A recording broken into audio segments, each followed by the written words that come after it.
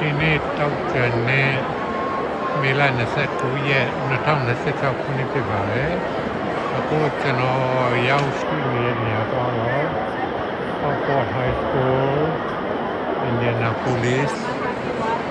မှာဖြစ်ပါတယ်ဒီနေ့ကျွန်တော်တို့ High School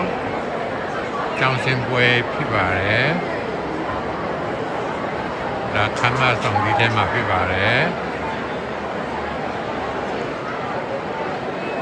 အရောက်3000လောက်ရှိမယ်လို့ခန့်မှန်းထားပါတယ်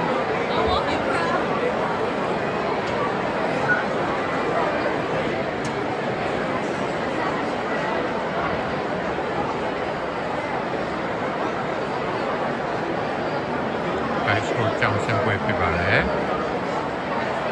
Oxford High School Indianapolis ဒီနေ့ထဲမှာဖြစ်ပါတယ်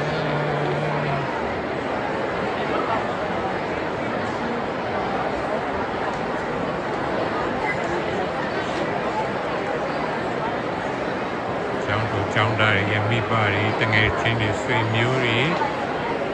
ဒီမှာအလုံးရောက်ရှိနေဖြစ်ပါတယ်